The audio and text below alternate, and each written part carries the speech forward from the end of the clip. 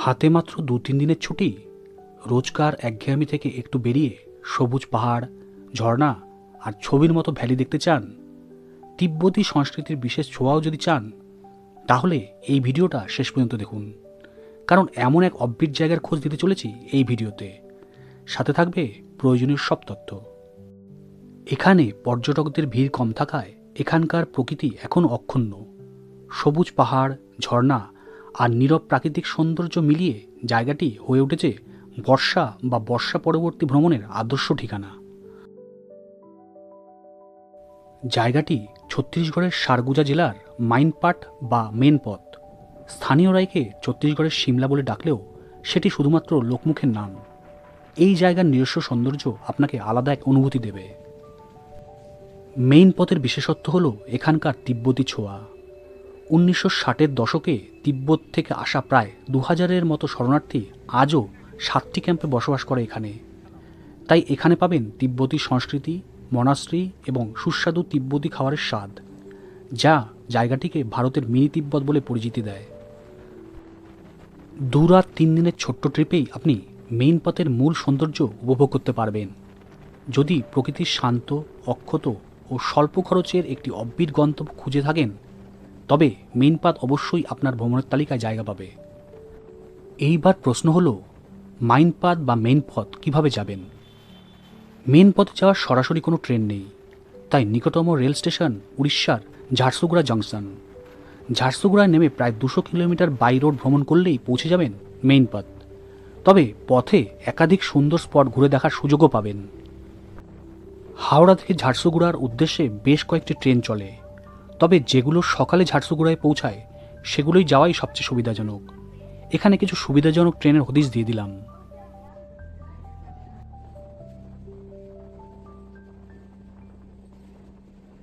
এইবার প্রশ্ন হলো, মেইন পাথ কখন যাবেন?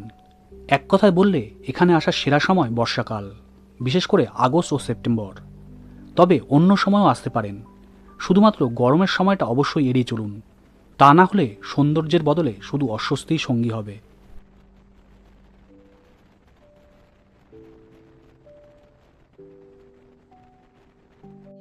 এইবার চলুন আমাদের সাথে একে একে দেখে নেওয়া যাক মেইন পাথের সবচেয়ে সুন্দর ও সহজে ঘোরা যায় এমন ট্যুরিস্ট স্পটগুলি।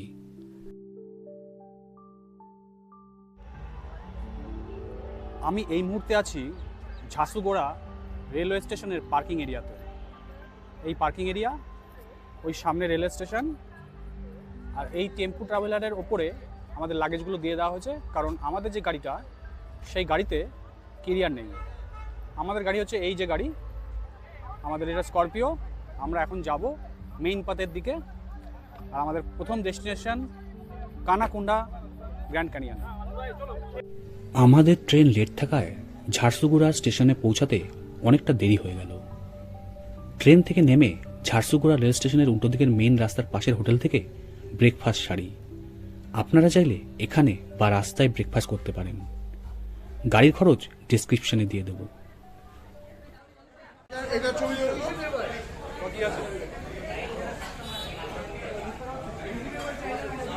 আমরা দোসা অর্ডার করেছি।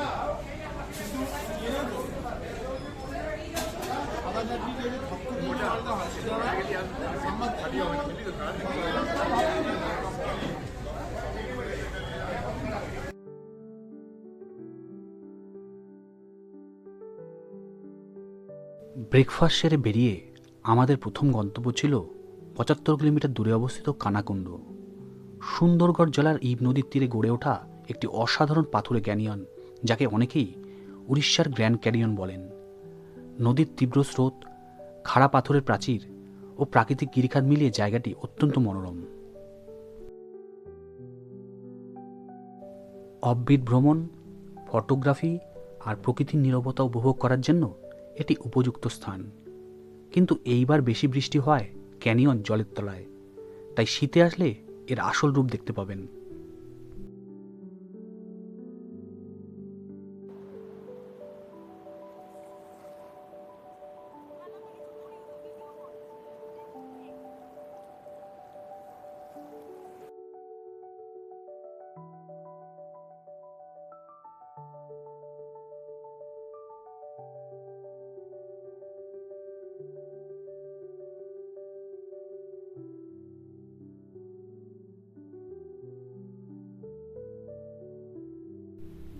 চলতে চলতে মনে হচ্ছিল এই পথ যেন শেষ না হয়।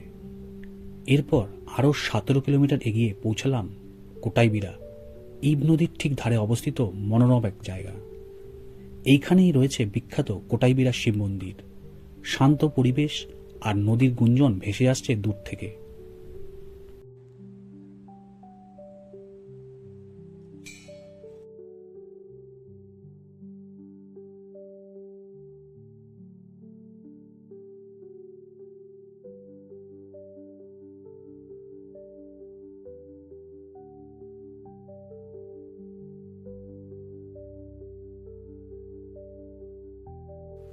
মন্দির দর্শন শেষে নদীর পেছনের দিকে নদীর ধারে একটু সময় কাটালে মন ভরে যাবে। এই বর্ষায় ইব নদীর সেই ভয়ঙ্কর সুন্দর রূপ দেখতে দেখতে সময় যে কখন পার হয়ে গেল বুঝতেই পারলাম না।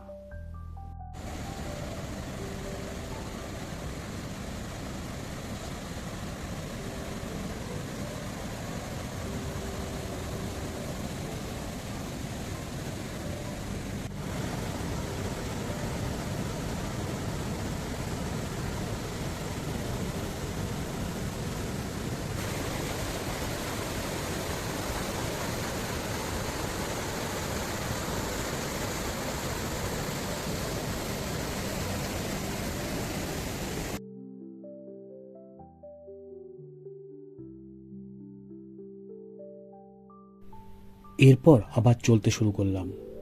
মাঝে ছোট্ট বিরতি নিয়ে সেরে নিলাম লাঞ্চ। তারপর আবার চলা শুরু।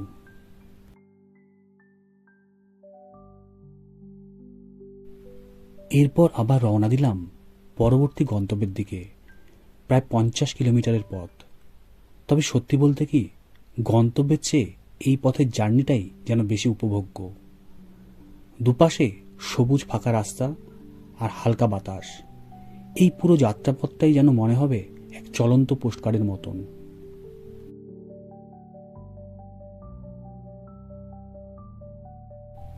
মূল রাস্তা থেকে একটু অফরোডিং করে পৌঁছে গেলাম মায়ালি ড্যামের কাছে।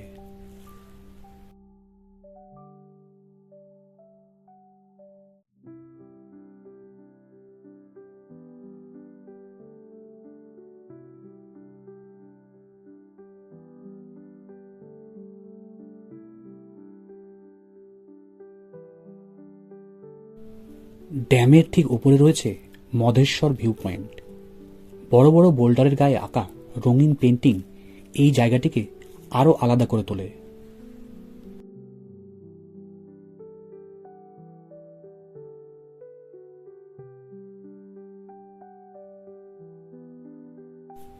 শিল্পের ছোঁয়া, চারিদিকে শান্ত জল আর তার সাথে পাহাড়ি হাওয়া। এখানে সৌন্দর্যের আবেশে না পড়ে উপায় নেই। মায়ালি ড্যামের সৌন্দর্য এক শান্ত ছবির মতন। নীল জল, সবুজ পাহাড় আর খোলা আকাশ মিলিয়ে এক অপূর্ব পরিবেশ। বিকেলে সোনালি আলো ড্যামটাকে আরো নান্দনিক করে তোলে। জলের ধারে দাঁড়িয়ে হাওয়ার ছোঁয়া আর নীরবতা মিলেই এখানে কাটানোর সময়টাকে করে তোলে মোহময়ী।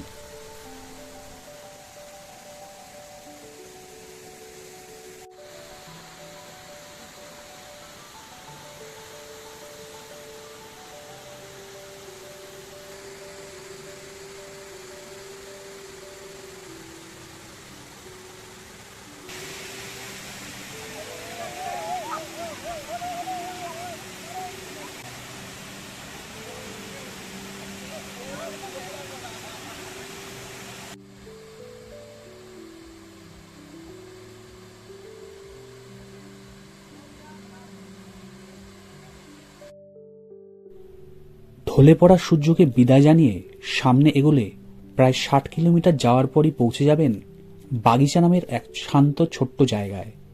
এখানেই অপেক্ষা করছে এই ট্রিপের অন্যতম চিত্তাকর্ষক জলপ্রপাত রাজপুরীর।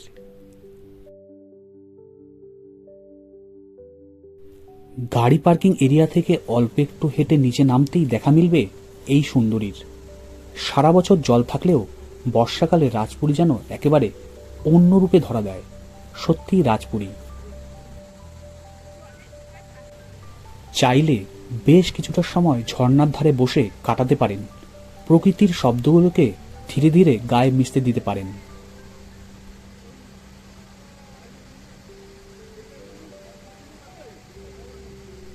রাজপুরী দেখতে দেখতে সন্ধ্যা নেমে এলো, তাই আজ আর টাইগার ফলস দেখা হলো না।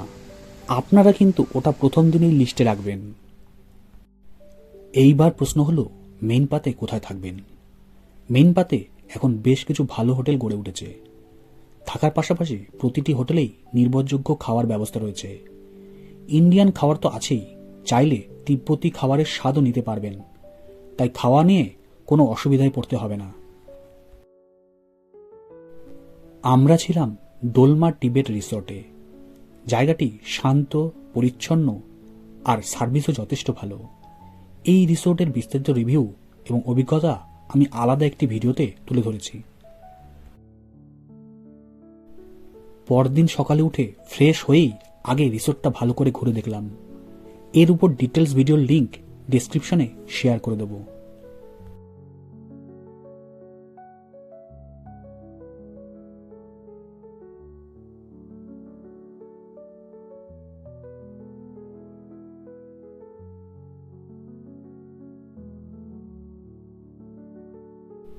দ্বিতীয় দিনের শুরুটা করলাম একটু তাড়াতাড়ি, কিন্তু ভীষণই মন ভালো করে দেওয়ার মতন। ভোরের নরম আলোয় মেইন পাত যেন আরো বেশি শান্ত, আরো বেশি জাদুকরী।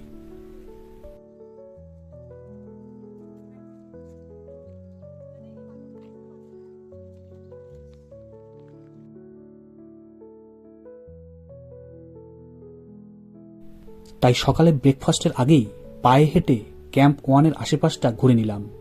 হাঁটতে হাঁটতেই পৌঁছে গেলাম মেইন পাতের সবচেয়ে প্রাচীন মনাস্ট্রিতে।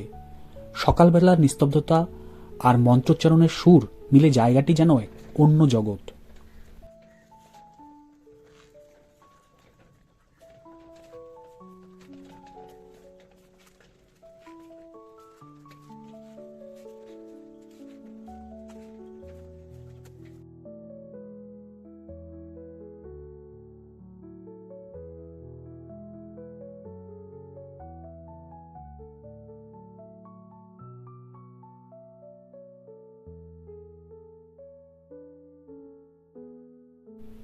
পুরো মেইন পাতে তিব্বতীদের মোট 7টি ক্যাম্প আছে, আর তার মধ্যে ক্যাম্প 1-ই সবচেয়ে পুরনো। তাই এই ওল্ড মনাস্ট্রি দেখে নেওয়ার অভিজ্ঞতাটা সত্যি বিশেষ হবে।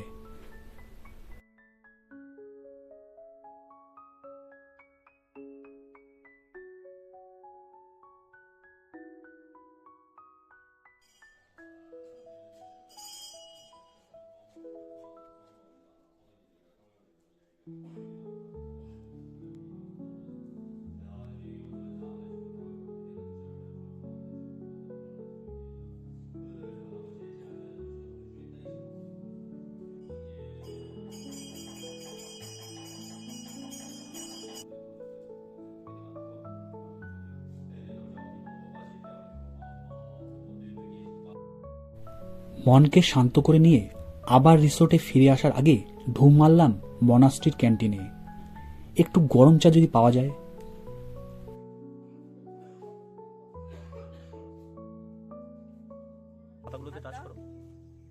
ভালো করে সাহস করে দাও না, এবার এইগুলোতে দাও, পুরোটা হাত বুলিয়ে দাও না। এইটাতে দাও না, এটা ও মা, চা খেয়ে বেরিয়ে প্রকৃতির সাথে খেলতে খেলতে আশেপাশটা ঘুরে দেখতে নিজেদের আটকাতে পারলাম না। কাজটা করে দিয়েছো আজকেই? বাহ, দারুণ দারুণ।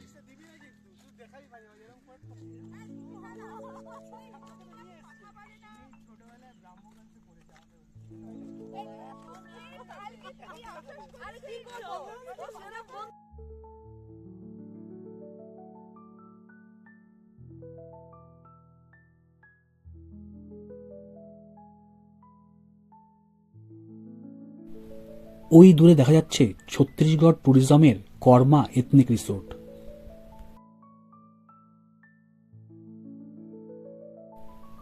শেষে আপেল বাগান দেখতে দেখতে ফিরে আসলাম রিসোর্টে। তারপর রেডি হয়ে বেরিয়ে পড়লাম দিনের মূল সাইট সিনিং করতে। সকাল 8টা থেকে 8:30টার মধ্যে রওনা দিলে সময় নিয়ে সব দেখা যাবে। ব্রেকফাস্ট সারলাম বাজারের মধ্যে মেইন পাথ হোটেল থেকে।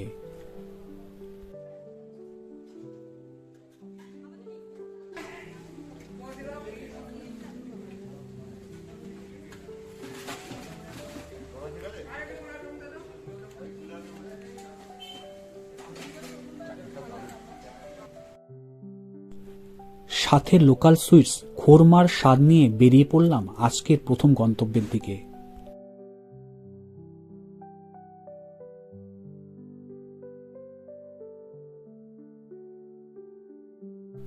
কিছু দূর এগোতেই থমকে দাঁড়াতে হলো এমন এক নয়নাভিরাম ভ্যালির সামনে।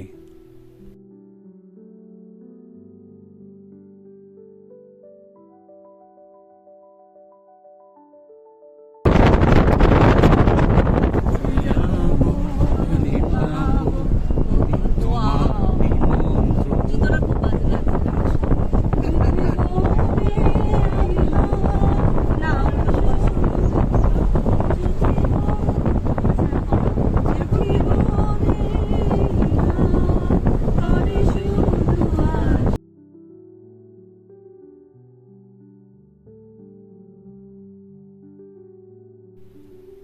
এই পথের সৌন্দর্যের বর্ণনা দেওয়া সাধ্যাতীত, তাই এই পথের সৌন্দর্য উপভোগ করাই শ্রেয়।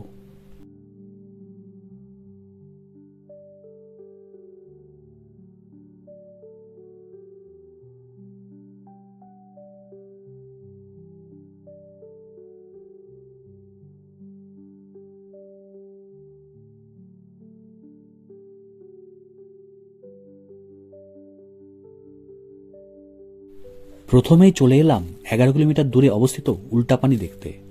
সাধারণত আমরা জানি জল সবসময় উঁচু জায়গা থেকে নিচের দিকে নেমে আসে, কিন্তু এখানে ঠিক তার উল্টোটা দেখা যায়। জল যেন নিচ থেকে উপরে চলে যাচ্ছে। শুধু জলই নয়, আশ্চর্যের ব্যাপার হলো গাড়িকেও এখানে নিউট্রাল অবস্থায় রাখলে তার নিচু জায়গা থেকে ওপরের দিকে এগোতে দেখা যায়। দেশের আরও কয়েকটি জায়গায় এই ঘটনাকে চাক্ষুষ করা যায়। লাদাখে একটি বিখ্যাত ম্যাগনেটিক হিল রয়েছে, আর আরেকটি দেখা যায় গুজরাটের কচ্ছের রনে। अभी ऊपर जा रहा है, ऊपर की तरफ जा रहा है।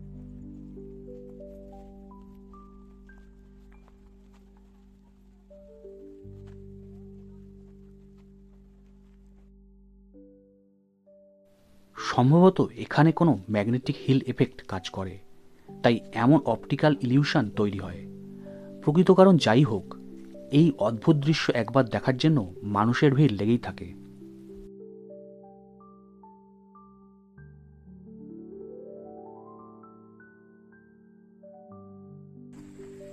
এই তো আইয়ো, এই কিচ্ছু করতে পারো না তোকে। জল এবার নিচ থেকে উপরের কি দিকে। সুন্দর চলে গেল।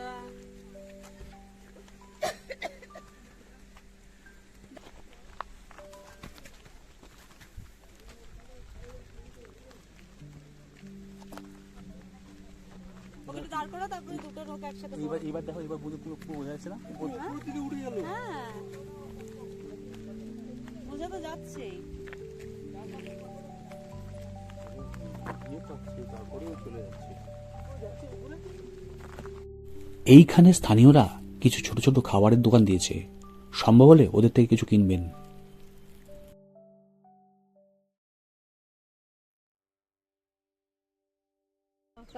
বেশি পাকা নিয়ে ভালো লাগবে না, একটু আধা ডাসা আধা পাকা। হ্যাঁ হ্যাঁ, এইরকম হচ্ছে করতে হয়। তারপর আবার বেরিয়ে পড়লাম পরবর্তী গন্তব্যের দিকে। অনেকটা নেতারহাটের ফিল আসবে এই রাস্তাটায়। প্রায় 20 কিলোমিটারের পথ। দেখে নিন ঘাগি জলপ্রপাত।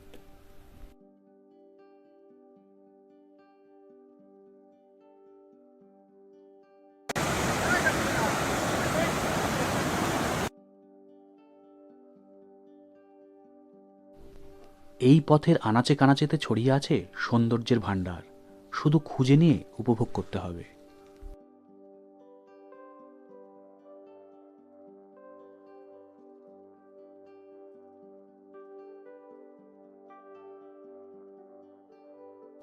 এবার বেরিয়ে পড়লাম পঞ্চধারা ওয়াটারফলসের দিকে।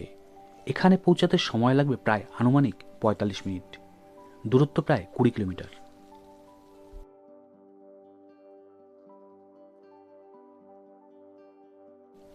আমরা রাস্তাটা একটু ভুল করায় একটু ছোটখাটো হাইকিং করতে হলো, তবে বেশ মজাদার ছিল পথটা।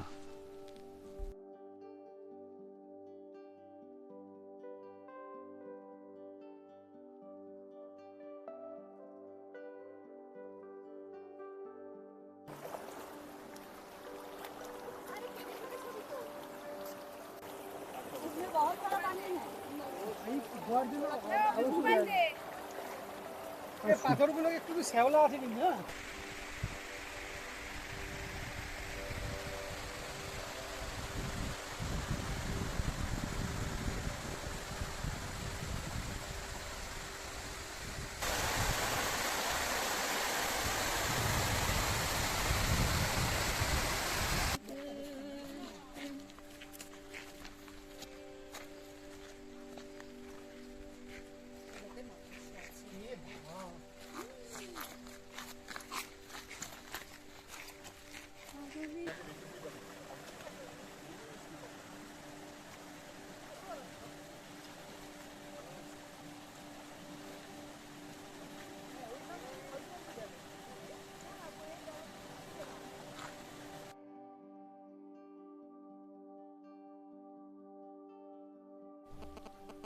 অম্বিকাপুর ও মেইনপাত অঞ্চলের মধ্যে সবচেয়ে বৃহত্তম ও মনোরম জলপ্রপাতগুলির মধ্যে পঞ্চধারা নিঃসন্দেহে অন্যতম।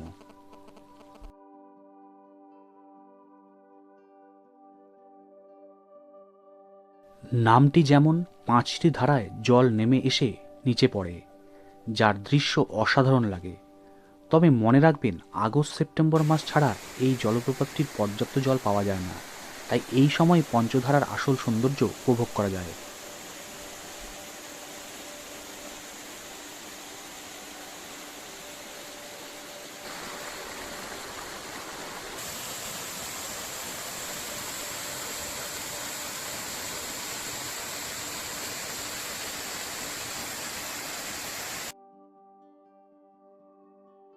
এরপর পৌঁছে গেলাম অম্বিকাপুরের দিকে।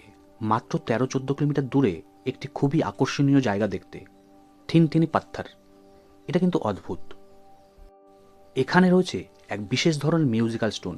পাথরটির বিভিন্ন অংশে অন্য পাথর দিয়ে টোকা দিলে ভিন্ন ভিন্ন বাদ্যযন্ত্রের মতো শব্দ শোনা যায়। বিষয়টি সত্যিই ইন্টারেস্টিং, এবং আমাদের দেশে এমন মিউজিক্যাল স্টোন আরও কয়েকটি স্থানে দেখা যায়। रामप्रसाद जी कैसे हो? बोलिए बोलिए, रामप्रसाद जी बोलिए। बोल रहा हूँ मैं। हाँ वीडियो हो गया? वीडियो बना रहा हूँ।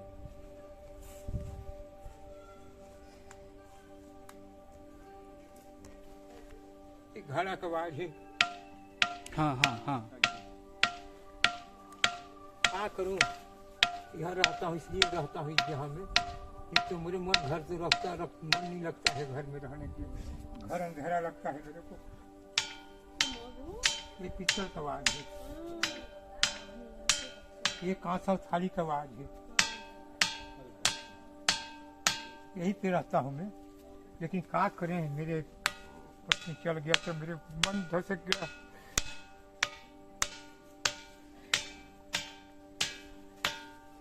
कान दबिए बेटा, आप लोग पत्थर पत्थर में कान दबाइए। यहाँ पे देंगे? बिल्कुल कहीं पे जो रख लीजिए। एक मिनट एक मिनट एक मिनट। আর রামপ্রসাদজির সংসার চলে মানুষের সাহায্যে, তাই অনুরোধ, সাধ্যমতো সাহায্য করুন।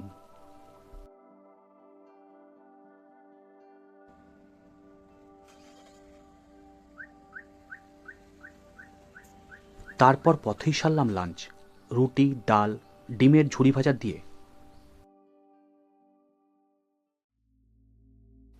এবার পরবর্তী আকর্ষণ যোগীমারা গুহা। প্রায় 38 কিলোমিটার পথ পেরিয়ে পৌঁছালাম দুটি জায়গায়, যোগীমারা গুহা ও সীতা বেংড়া।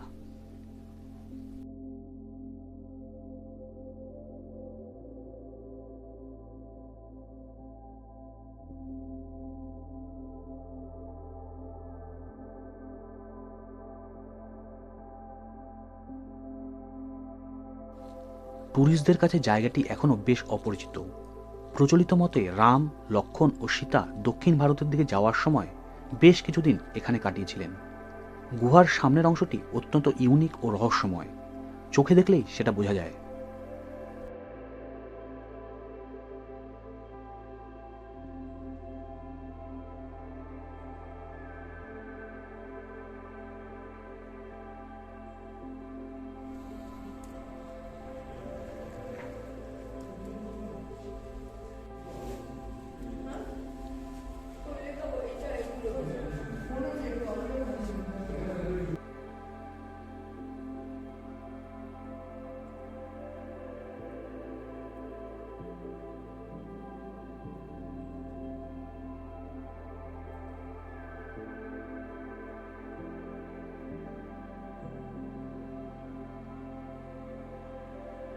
গুহার ভিতরে রয়েছে প্রাগৈতিহাসিক নানা চিত্র ও লিপি, যা থেকে স্পষ্ট বোঝা যায় এই গুহাগুলির প্রাচীনত্ব ও ঐতিহাসিক গুরুত্ব।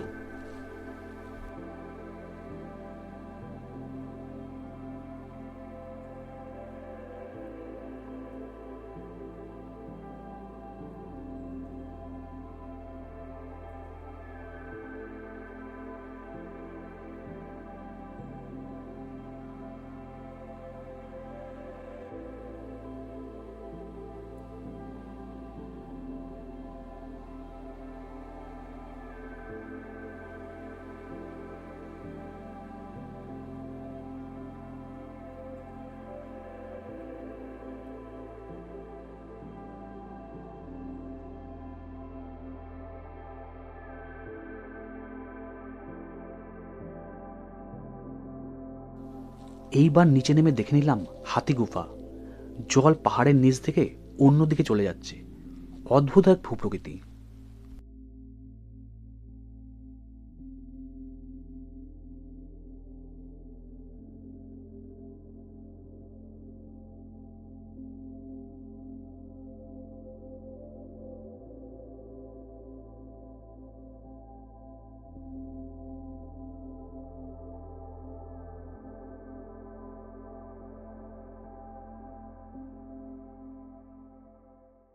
ছবি দুটোকে নেচে আয় ওখানে, আমরা এখান থেকে ছবি তুলে নিই।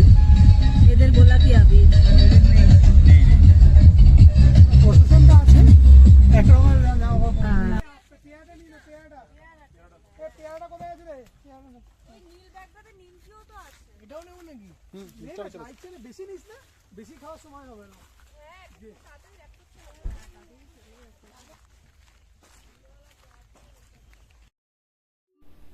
এরপর আমাদের গন্তব্য ছিল লিব্রা ফলসের দিকে।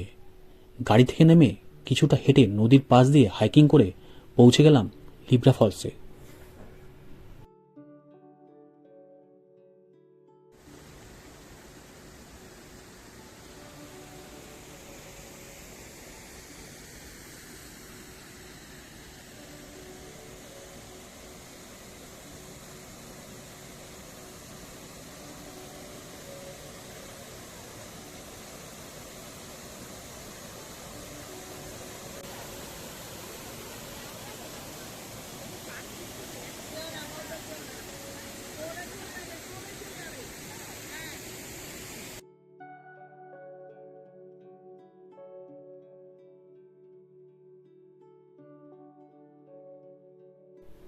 তারপর পৌঁছালাম আজকে শেষ আকর্ষণ গুনগুট্টা ড্যামে। এটি একটি জনপ্রিয় পিকনিক স্পটও বটে। এখানে কিছুটা সময় কাটিয়ে এবার রিসোর্টে ফেরার পালা।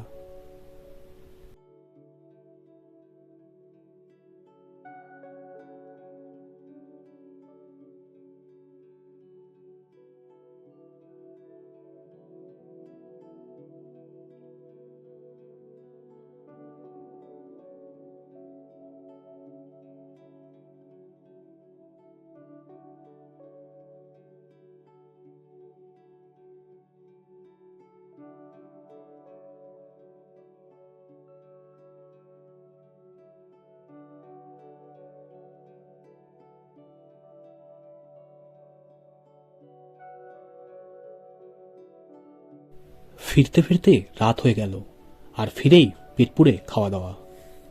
তবে এখানে আসলে অবশ্যই চাইনিজ এবং তিব্বতীয় ট্রাই করবেন।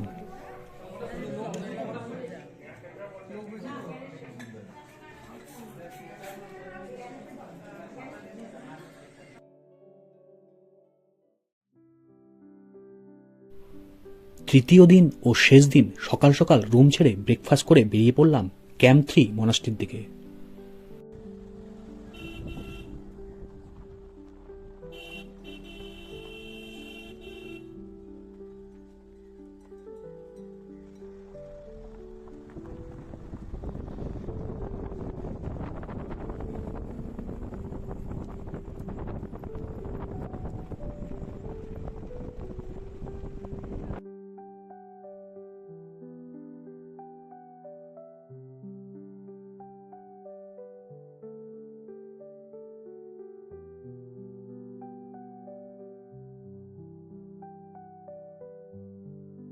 ঘুরে নিলাম ক্যাম্প 3 এর বৌদ্ধ মনাস্ট্রি।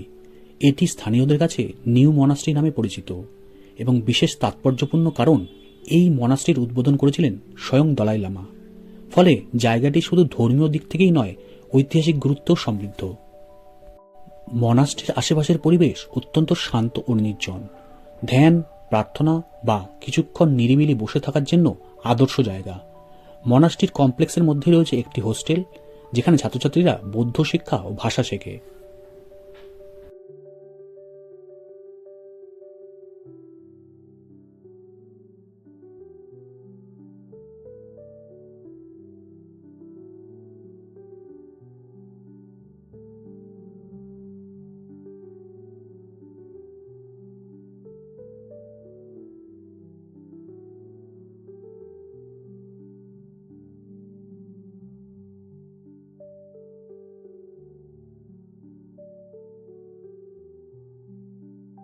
পাশাপাশি এখানে রয়েছে একটি ছোট্ট আউটলেট, যেখান থেকে হাতে তৈরি বৌদ্ধ প্রার্থনা সামগ্রী, স্থানীয় ক্রাফট বা স্মারক সংগ্রহ করতে পারবেন।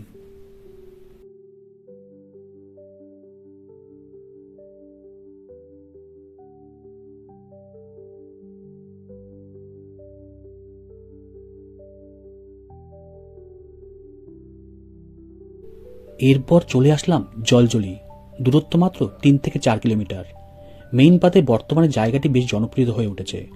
নাম শুনলেই আন্দাজ করা যায় এটি এক ধরনের জলা বা দলদলে ভূমি। অনেকেই একে বাউন্সিং ল্যান্ড নামে চেনে। 10 টাকা করে টিকিট কেটে ঢুকে পড়লাম।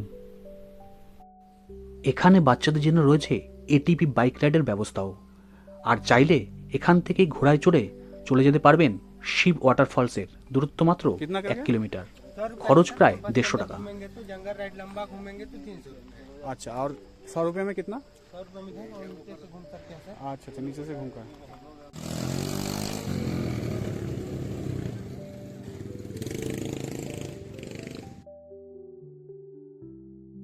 এখানে পা দিলেই বা লাফালেই মনে হবে নিজের সাথে সাথে নিচের মাটিটাও লাফাচ্ছে। অভিজ্ঞতাটা ভীষণই মজাদার। বড় থেকে ছোট সবাই ব্যাপারটা এনজয় করতে পারবে।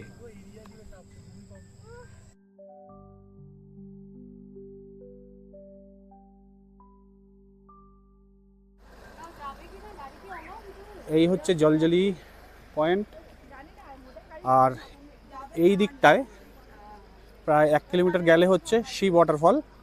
তো এখন আমরা সেই দিকেই যাব।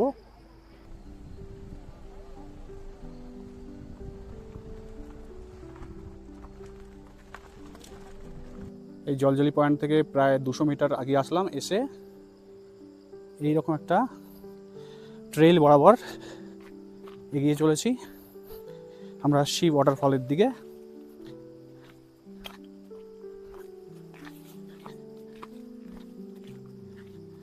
প্রায় 600-700 মিটার যেতে হবে। নেমে চলেছি, কিছুটা নামতে হবে। আশা করছি খুব দারুণ একটা ওয়াটারফল আমরা দেখতে পাবো।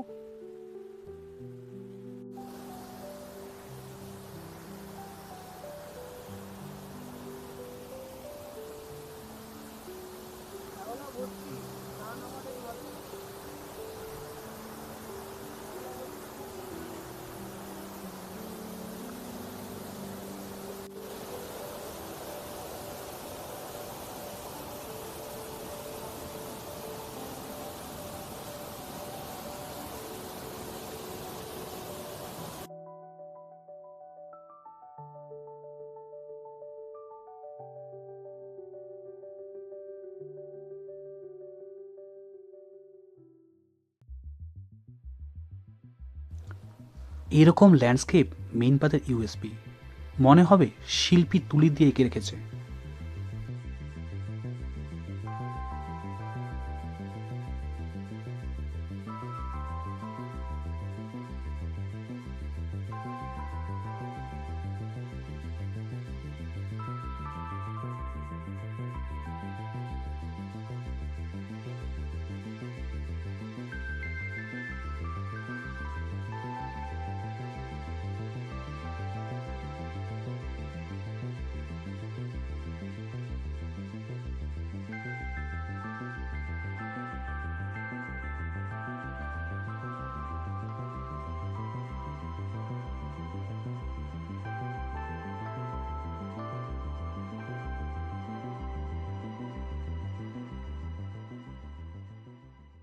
वो सब बोलने से नहीं होगा। रेगुलर आते हैं 50 लेते हैं हाँ पर व्यक्ति का कहीं नहीं लेते हैं, खाली ये ले और टिकट दीजिए। এরপর চলে আসলাম প্রায় 14 থেকে 15 কিলোমিটার দূরে অবস্থিত মেইন পাতের সবচেয়ে চিত্তাকর্ষক স্থান ফিশ পয়েন্টে। গাড়ি প্রতি 50 টাকা এন্ট্রি ফি দিয়ে এন্ট্রি করলাম। এইখানে পৌঁছানোর আগেই বাঁ দিকে পড়বে জলপুরি জলপ্রপাত, কিন্তু প্রায় 1 কিলোমিটার পথ জঙ্গলের মধ্যে দিয়ে হেঁটে যেতে হবে। আমরা সময়ের অভাবে যেতে পারিনি। আর ফিশ পয়েন্টে ঢোকার আগে পড়বে এমন সবুজ কাচের মতো স্বচ্ছ জলের লেক, ফটোগ্রাফির জন্য একদম পারফেক্ট জায়গা।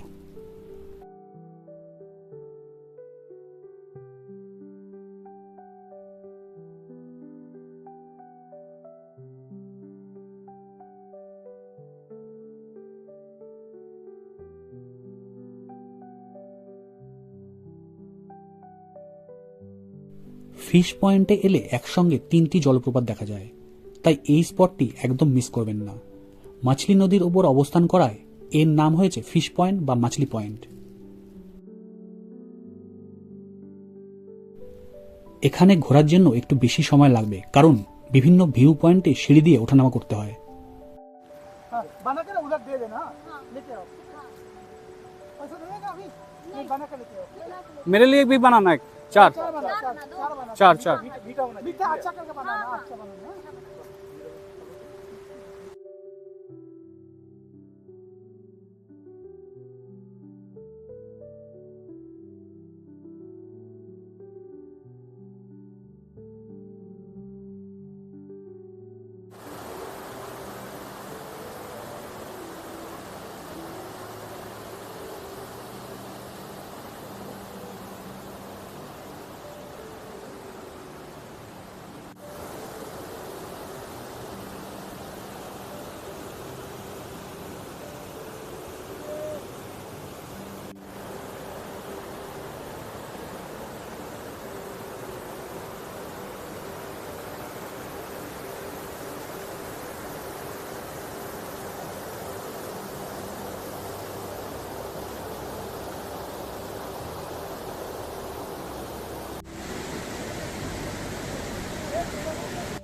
ফিশ পয়েন্টে মাছলি নদীর 3 ধাপের জলপ্রপাত এক অপূর্ব দৃশ্য তৈরি করে।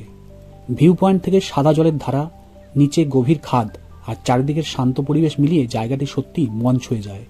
এর প্রাকৃতিক সুইমিং পুলে স্নান করার অভিজ্ঞতা সত্যি অসাধারণ। ফিশ পয়েন্ট ঘুরে নিয়ে দেখে নিতে পারেন সানসেট পয়েন্ট। যদিও সূর্যাস্তের সময় এলে সবচেয়ে সুন্দর লাগে, তবুও অন্য সময় এলে তেমন খারাপ লাগবে না। ভিউ পয়েন্ট থেকে নিচে তাকালে চারদিকে শুধু সমুদ্রের সমাহার আর এক অদ্ভুত নিস্তব্ধতা অনুভব করবেন। চাইলে অবশ্য এই পয়েন্টটি আপনি বাদও দিতে পারেন। এরপরে রওনা দিলাম মেহতা পয়েন্টের দিকে। পথে পেলাম নাশপাতি বাগান।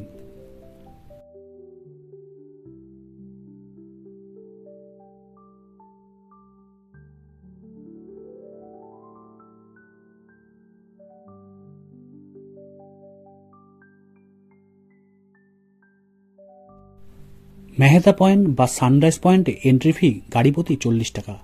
তবে এখানে সানরাইজের সময় আসাই সবচেয়ে ভালো।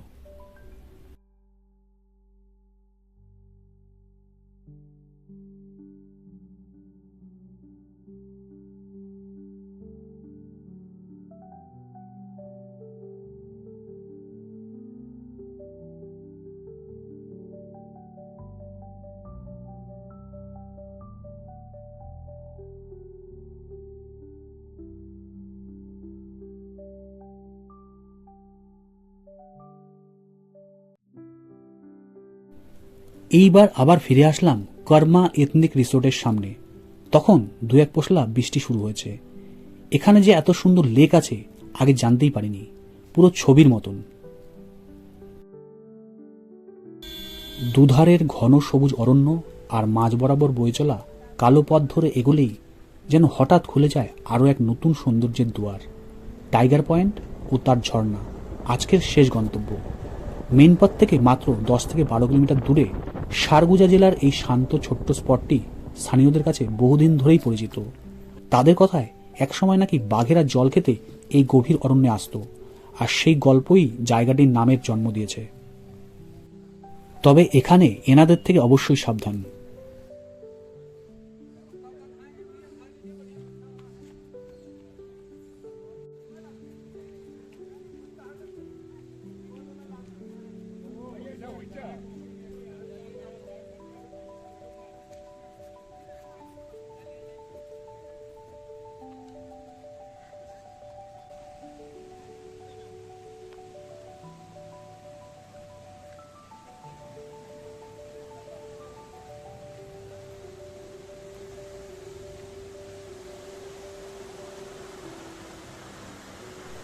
টাইগার পয়েন্টের জলপ্রপাতটি সত্যি মন ছুঁয়ে যায়। 3-4টি ধারায় ভেঙে পড়া সাদা জলরাশি নিচে নেমে এসে তৈরি করেছে অপূর্ব দৃশ্য। বর্ষাকালে তো এই ঝর্ণাটি একেবারে ভয়ঙ্কর সৌন্দর্যে ভরপুর। জলের তেজ আর তার সাথে অরণ্যের অনুভূতি মুহূর্তেই মনকে অন্য জগতে নিয়ে যাবে। যদি ভিডিওটি ভালো লেগে থাকে তাহলে অবশ্যই লাইক করুন আর চ্যানেলটিকে সাবস্ক্রাইব করে নিন।